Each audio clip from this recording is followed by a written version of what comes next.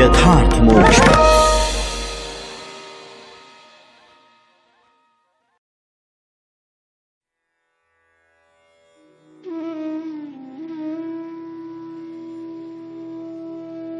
तीसरा अध्याय, सती का पिता के यहां यज्ञोत्सव में जाने के लिए आग्रह करना। श्री मैत्रेय जी कहते हैं, विदुर जी, इस प्रकार उन ससुर और दामाद को आपस में वैर विरोध रखते हुए बहुत अधिक समय निकल गया। इसी समय ब्रह्मा जी ने दक्ष को समस्त प्रजापतियों का अधिपति बना दिया। इससे उसका गर्व और भी बढ़ गया। उसने भगवान शंकर आदि ब्रह्मनिष्ठों को यज्ञ भाग न देकर उनका तिरस्कार करते हुए पहले तो वाजपेय यज्ञ किया और फिर बृहस्पति सव नाम का महायज्ञ आरंभ किया। उस यज्ञोत्सव में सभी ब्रह्म ऋषि, देव ऋषि, पितर, देवता आदि अपनी अपनी पत्नियों के साथ पधारे। उन सब ने मिलकर वहां मांगलिक कार्य संपन्न किए और दक्ष के द्वारा उन सब का स्वागत सत्कार किया। उस समय आकाश मार्ग से जाते हुए देवता आपस में उस यज्ञ की चर्चा करते जाते थे। उनके मुख से दक्ष कुमारी सती ने अपने पिता के घर होने वाले यज्ञ की बात सुन ली। उन्होंने देखा कि हमारे निवास स्थान कैलाश के पास से होकर सब ओर से चंचल नेत्रों वाली गंधर्व और यक्षों की स्त्रियां चमकीले कुंडल और हार पहने खूब सज धज कर अपने अपने पतियों के साथ विमानों पर बैठी उस यज्ञोत्सव में जा रही है।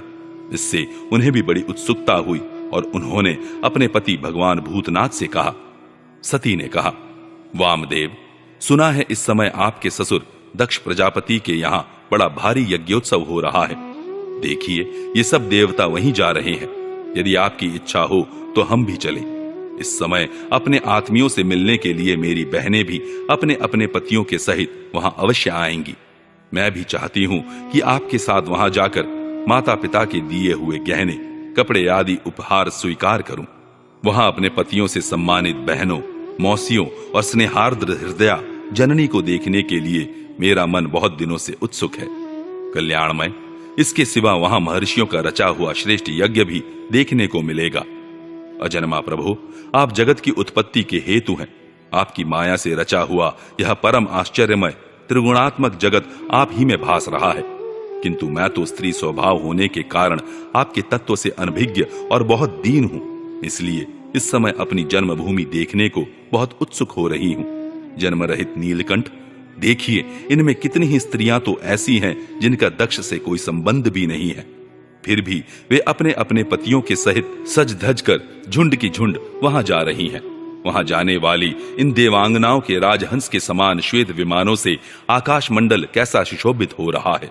सुरश्रेष्ठ, ऐसी अवस्था में अपने पिता के यहाँ उत्सव का समाचार पाकर उसकी बेटी का शरीर उसमें सम्मिलित होने के लिए क्यों न छटपटाएगा। पति, गुरु और माता पिता आदि सुहृदों के यहाँ तो बिना बुलाए भी जा सकते हैं। अतः देव, आप मुझ पर प्रसन्न हो। आपको मेरी यह इच्छा अवश्य पूर्ण करनी चाहिए। आप बड़े करुणामय हैं, तभी तो परम ज्ञानी होकर भी आपने मुझे अपने आधे अंग में स्थान दिया है। अब मेरी इस याचना पर ध्यान देकर मुझे अनुग्रहित कीजिए। श्री मैत्रेय जी कहते हैं, प्रिया सती जी के इस प्रकार प्रार्थना करने पर अपने आत्मियों का प्रिय करने वाले भगवान शंकर को दक्ष प्रजापति के उन मर्मभेदी दुर्वचन रूप बाणों का स्मरण हो आया जो उन्होंने समस्त प्रजापतियों के सामने कहे थे। तब वे हंसकर बोले। भगवान शंकर ने कहा, सुंदरी, तुमने जो कहा कि अपने बंधुजन के यहाँ बिना बुलाए भी जा सकते हैं, सो तो ठीक ही है। किंतु ऐसा तभी करना चाहिए जब उनकी दृष्टि अतिशय प्रबल देहाभिमान से उत्पन्न हुए मद और क्रोध के कारण द्वेष दोष से युक्त न हो गई हो।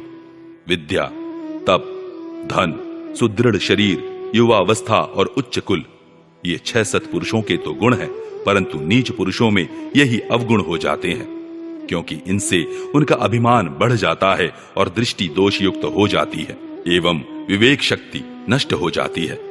इसी कारण वे महापुरुषों का प्रभाव नहीं देख पाते। इसी से जो अपने यहाँ आए हुए पुरुषों को कुटिल बुद्धि से भौं चढ़ाकर रोष भरी दृष्टि से देखते हैं, उन अव्यवस्थित चित्त लोगों के यहाँ ये हमारे बांधव हैं ऐसा समझकर कभी नहीं जाना चाहिए। देवी, शत्रुओं के बाणों से बिंध जाने पर भी ऐसी व्यथा नहीं होती जैसी अपने कुटिल बुद्धि स्वजनों के कुटिल वचनों से होती है, क्योंकि बाणों से शरीर छिन्न भिन्न हो जाने पर तो जैसे तैसे निद्रा आ जाती है, किंतु कुवाक्यों से मर्म स्थान विद्ध हो जाने पर मनुष्य हृदय की पीड़ा से दिन रात बेचैन रहता है। सुंदरी, अवश्य ही मैं यह जानता हूं कि तुम परमोन्नति को प्राप्त हुए दक्ष प्रजापति को अपनी कन्याओं में सबसे अधिक प्रिय हो। तथापि मेरी आश्रिता होने के कारण तुम्हें अपने पिता से मान नहीं मिलेगा, क्योंकि वे मुझसे बहुत जलते हैं। जीव की चित्त वृत्ति के साक्षी अहंकार शून्य महापुरुषों की समृद्धि को देखकर जिसके हृदय में संताप और इंद्रियों में व्यथा होती है, वह पुरुष उनके पद को तो सुगमता से प्राप्त कर नहीं सकता, बस दैत्यगण जैसे श्रीहरि से द्वेष मानते हैं वैसे ही उनसे कुढ़ता रहता है। सुमध्य में तुम कह सकती हो कि आपने प्रजापतियों की सभा में उनका आदर क्यों नहीं किया। सो ये सम्मुख जाना, नम्रता दिखाना, प्रणाम करना आदि क्रियाएं जो लोक व्यवहार में परस्पर की जाती हैं, तत्वज्ञानियों के द्वारा बहुत अच्छे ढंग से की जाती है। वे अंतर्यामी रूप से सबके अंतःकरणों में स्थित परम पुरुष वासुदेव को ही प्रणाम आदि करते हैं, देहाभिमानी पुरुष को नहीं करते। विशुद्ध अंतःकरण का नाम ही वसुदेव है, क्योंकि उसी में भगवान वासुदेव का अपरोक्ष अनुभव होता है। उस शुद्ध चित्त में स्थित इंद्रियातीत भगवान वासुदेव को ही मैं नमस्कार किया करता हूं। इसीलिए प्रिय, जिसने प्रजापतियों के यज्ञ में मेरे द्वारा कोई अपराध न होने पर भी मेरा कटुवाक्यों से तिरस्कार किया था, वह दक्ष यद्यपि तुम्हारे शरीर को उत्पन्न करने वाला पिता है, तो भी मेरा शत्रु होने के कारण तुम्हें उसे अथवा उसके अनुयायियों को देखने का विचार भी नहीं करना चाहिए। यदि तुम मेरी बात न मानकर वहां जाओगी तो तुम्हारे लिए अच्छा न होगा, क्योंकि जब किसी प्रतिष्ठित व्यक्ति का अपने आत्मीय जनों के द्वारा अपमान होता है, तब वह तत्काल उनकी मृत्यु का कारण हो जाता है। चौथा अध्याय, सती का अग्नि प्रवेश। श्री मैत्रेय जी कहते हैं, विदुर जी, इतना कहकर भगवान शंकर मौन हो गए। उन्होंने देखा कि दक्ष के यहां जाने देने अथवा जाने देने से रोकने दोनों ही अवस्थाओं में सती के प्राण त्याग की संभावना है। इधर सती जी भी कभी बंधुजनों को देखने जाने की इच्छा से बाहर आती और कभी भगवान शंकर रुष्ट न हो जाएं, इस शंका से फिर लौट जाती। इस प्रकार कोई एक बात निश्चित न कर सकने के कारण वे दुविधा में पड़ गईं, चंचल हो गईं। बंधुजनों से मिलने की इच्छा में बाधा पड़ने से वे बड़ी अनमनी हो गईं। स्वजनों के स्नेहवश उनका हृदय भर आया और वे आंखों में आंसू भरकर अत्यंत व्याकुल हो रोने लगी।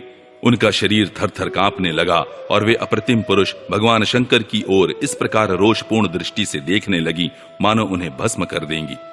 शोक और क्रोध ने उनके चित्त को बिल्कुल बेचैन कर दिया तथा स्त्री स्वभाव के कारण उनकी बुद्धि मूढ़ हो गई।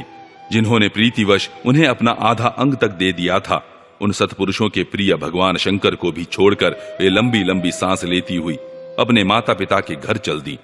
सती को बड़ी फुर्ती से अकेली जाती देख श्री महादेव जी के मणिमान एवं मद आदि हजारों सेवक भगवान के वाहन वृषभराज को आगे कर तथा और भी अनेकों पार्षद और यक्षों को साथ ले बड़ी तेजी से निर्भयता पूर्वक उनके पीछे हो लिए। उन्होंने सती को बैल पर सवार करा दिया तथा मैना पक्षी, गेंद, दर्पण और कमल आदि खेल की सामग्री, श्वेत छत्र, चंवर और माला आदि राज चिन्ह तथा दुंदुभी, शंख और बांसुरी आदि गाने बजाने के सामानों से सुसज्जित हो वे उनके साथ चल दिए। तदनंतर सती अपने समस्त सेवकों के साथ दक्ष की यज्ञशाला में पहुंची। वहां वेद ध्वनि करते हुए ब्राह्मणों में परस्पर होड़ लग रही थी कि सबसे ऊंचे स्वर में कौन बोले।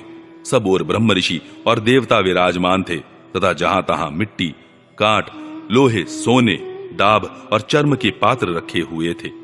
वहां पहुंचने पर पिता के द्वारा सती की अवहेलना हुई यह देख यज्ञकर्ता दक्ष के भय से सती की माता और बहनों के सिवा किसी भी मनुष्य ने उनका कुछ भी आदर सत्कार नहीं किया।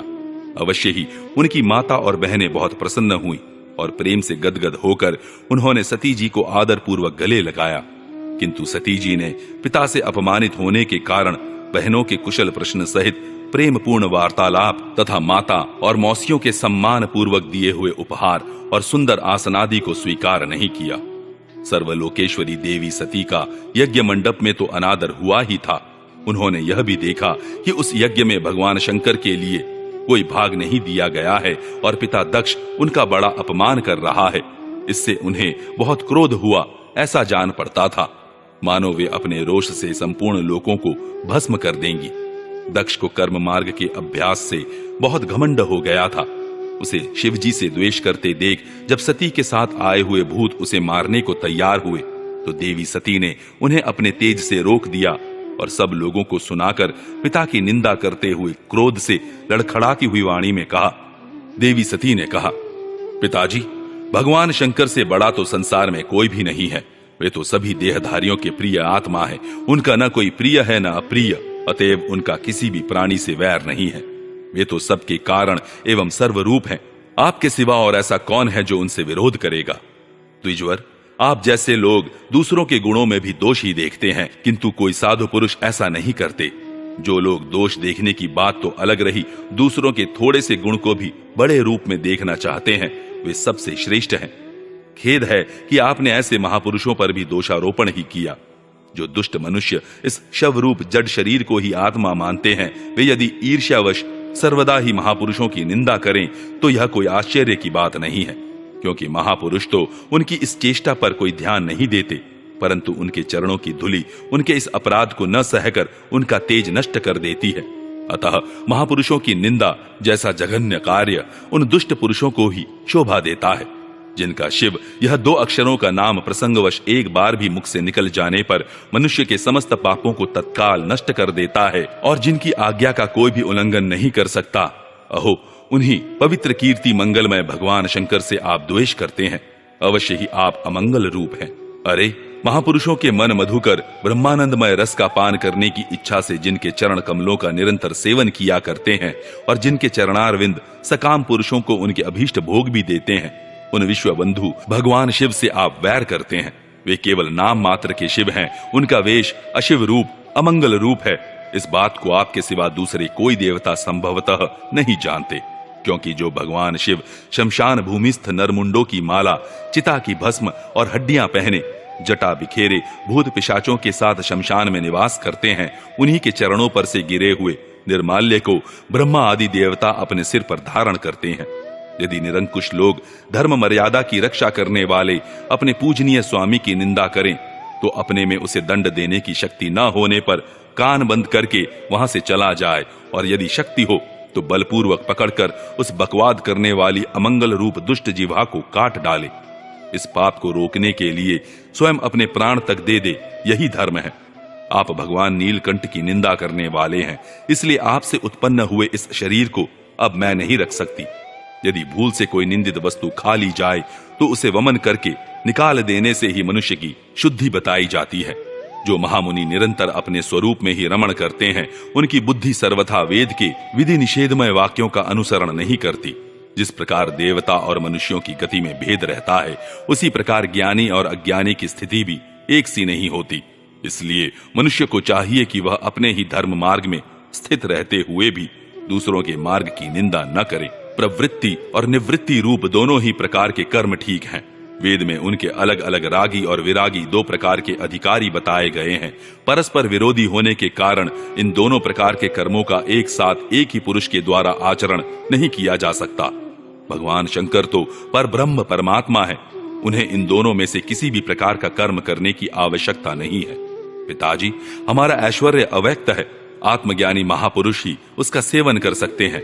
आपके पास वह ऐश्वर्य नहीं है, और यज्ञशालाओं में यज्ञान से तृप्त होकर प्राण पोषण करने वाले कर्मठ लोग उसकी प्रशंसा भी नहीं करते। आप भगवान शंकर का अपराध करने वाले हैं, अतः आपके शरीर से उत्पन्न इस निंदनीय देह को रखकर मुझे क्या करना है? आप जैसे दुर्जन से संबंध होने के कारण मुझे लज्जा आती है। जो महापुरुषों का अपराध करता है, उससे होने वाले जन्म को भी धिक्कार है। जिस समय भगवान शिव आपके साथ मेरा संबंध दिखलाते हुए मुझे हंसी में दाक्षायणी के नाम से पुकारेंगे, उस समय हंसी को भूलकर मुझे बड़ी ही लज्जा और खेद होगा। इसलिए उसके पहले ही मैं आपके अंग से उत्पन्न इस शवतुल्य शरीर को त्याग दूंगी। श्री मैत्रेय जी कहते हैं, कामादि शत्रुओं को जीतने वाले विदुर जी उस यज्ञ मंडप में दक्ष से इस प्रकार कह देवी सती मौन होकर उत्तर दिशा में भूमि पर बैठ गई। उन्होंने आचमन करके पीला वस्त्र ओढ़ लिया तथा आंखें मूंदकर शरीर छोड़ने के लिए वे योग मार्ग में स्थित हो गईं। उन्होंने आसन को स्थिर कर प्राणायाम द्वारा प्राण और अपमान को एक रूप करके नाभि चक्र में स्थित किया। फिर उदान वायु को नाभि चक्र से ऊपर उठाकर धीरे धीरे बुद्धि के साथ हृदय में स्थापित किया। इसके पश्चात अनिंदिता सती उस हृदय स्थित वायु को कंठ मार्ग से भ्रुकुटियों के बीच में ले गईं। इस प्रकार जिस शरीर को महापुरुषों के भी पूजनीय भगवान शंकर ने कई बार बड़े आदर से अपनी गोद में बैठाया था, दक्ष पर कुपित होकर उसे त्यागने की इच्छा से महामनस्विनी सती ने अपने संपूर्ण अंगों में वायु और अग्नि की धारणा की। अपने पति जगत गुरु भगवान शंकर के चरण कमल मकरंद का चिंतन करते करते सती ने और सब ध्यान भुला दिए। उन्हें उन चरणों के अतिरिक्त कुछ भी दिखाई न दिया।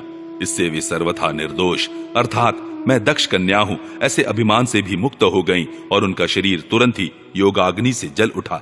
उस समय वहां आए हुए देवता आदि ने जब सती का देह त्याग रूप यह महान आश्चर्यमय चरित्र देखा, तब वे सभी हाहाकार करने लगे और वह भयंकर कोलाहल आकाश में एवं पृथ्वी तल पर सभी जगह फैल गया। सब ओर यही सुनाई देता था, हाय दक्ष के दुर्व्यवहार से कुपित होकर देवादिदेव महादेव की प्रिया सती ने प्राण त्याग दिए। देखो सारे चराचर जीव इस दक्ष प्रजापति की ही संतान है, फिर भी इसने कैसी भारी दुष्टता की है।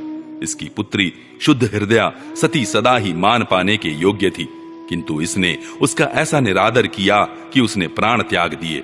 वास्तव में यह बड़ा ही असहिष्णु और ब्राह्मण द्रोही है। अब इसकी संसार में बड़ी अपकीर्ति होगी।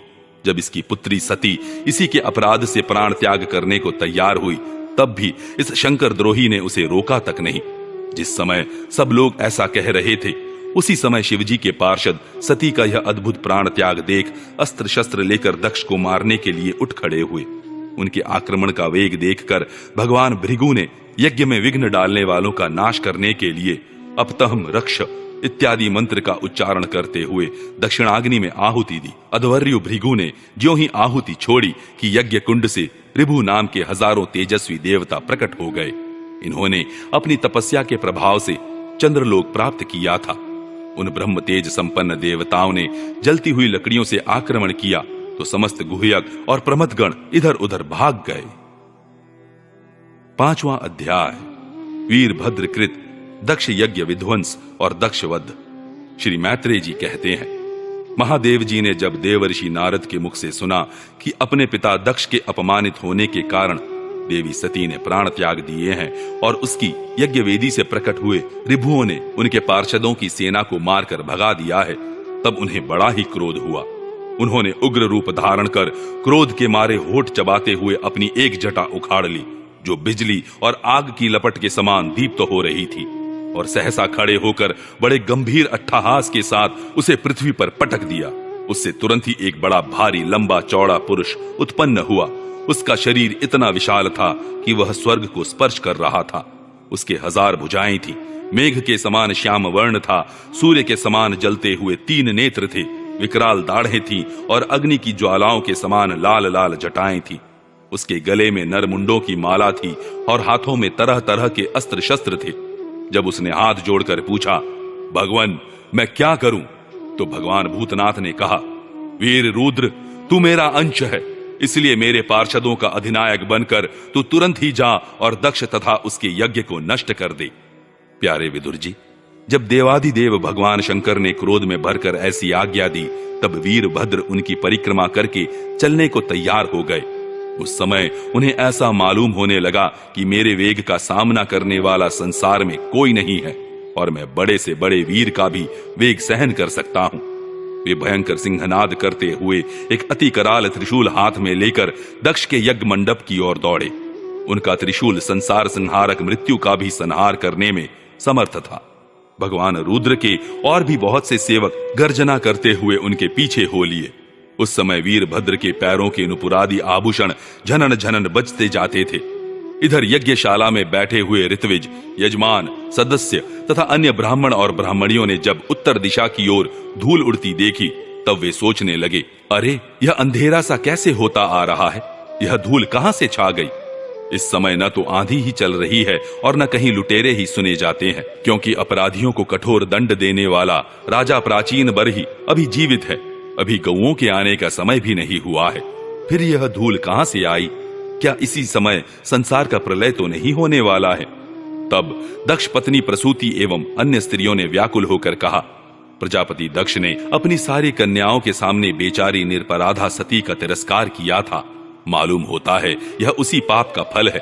प्रलय काल उपस्थित होने पर जिस समय वे अपने जटाजूट को बिखेर कर तथा शस्त्रास्त्रों से सुसज्जित अपनी भुजाओं को ध्वजाओं के समान फैलाकर तांडव नृत्य करते हैं, उस समय उनके त्रिशूल के फलों से दिग्गज बिंध जाते हैं तथा उनके मेघ गर्जन के समान भयंकर अट्टहास से दिशाएं विदीर्ण हो जाती हैं। उस समय उनका तेज असह्य होता है। वे अपनी भौहें टेढ़ी करने के कारण बड़े दूरदर्श जान पड़ते हैं और उनकी विकराल दाढ़ों से तारागण अस्त व्यस्त हो जाते हैं। उन क्रोध में भरे हुए भगवान शंकर को बार बार कुपित करने वाला पुरुष साक्षात विधाता ही क्यों ना हो, क्या कभी उसका कल्याण हो सकता है? जो लोग महात्मा दक्ष के यज्ञ में बैठे थे, वे भय के कारण एक दूसरे की ओर कातर दृष्टि से निहारते हुए ऐसी ही तरह तरह की बातें कर रहे थे कि इतने में ही आकाश और पृथ्वी में सब ओर सहस्त्रों भयंकर उत्पात होने लगे। विदुर जी इसी समय दौड़कर आए हुए रुद्र सेवकों ने उस महान यज्ञ मंडप को सब ओर से घेर लिया। वे सब तरह तरह के अस्त्र शस्त्र लिए हुए थे। उनमें कोई बौने, कोई भूरे रंग के, कोई पीले और कोई मगर के समान पेट और मुख वाले थे। उनमें से किन्हीं ने प्रांगवंश को तोड़ डाला, किन्हीं ने यज्ञशाला के पश्चिम की ओर स्थित पत्नीशाला को नष्ट कर दिया, किन्हीं ने यज्ञशाला के सामने का सभा मंडप और मंडप के आगे उत्तर की ओर स्थित आग्निध्रशाला को तोड़ दिया, किन्हीं ने यजमान गृह और पाकशाला को तहस नहस कर डाला, किन्हीं ने यज्ञ के पात्र फोड़ दिए, किन्हीं ने अग्नियों को बुझा दिया, किन्हीं ने यज्ञ कुंडों में पेशाब कर दिया और किन्हीं ने वेदी की सीमा के सूत्रों को तोड़ डाला। कोई कोई मुनियों को तंग करने लगे, कोई स्त्रियों को डराने धमकाने लगे और किन्हीं ने अपने पास होकर भागते हुए देवताओं को पकड़ लिया। मणिमान ने भृगु ऋषि को बांध लिया, वीरभद्र ने प्रजापति दक्ष को कैद कर लिया तथा चंडीश ने पूषा को और नंदीश्वर ने भग देवता को पकड़ लिया। भगवान शंकर के पार्षदों की यह भयंकर लीला देखकर तथा उनके कंकड़ पत्थरों की मार से बहुत तंग आकर वहां जितने ऋत्विज, सदस्य और देवता लोग थे, सब के सब जहां तहां भाग गए। भृगु जी हाथ में सुरवा लिए हवन कर रहे थे। वीरभद्र ने इनकी दाढ़ी मूछ नोच ली, क्योंकि इन्होंने प्रजापतियों की सभा में मूछें ऐंठते हुए महादेव जी का उपहास किया था। उन्होंने क्रोध में भरकर भग देवता को पृथ्वी पर पटक दिया और उनकी आंखें निकाल ली, क्योंकि जब दक्ष देव सभा में श्री महादेव जी को बुरा भला कहते हुए शाप दे रहे थे, उस समय इन्होंने दक्ष को सैन देखकर उकसाया था।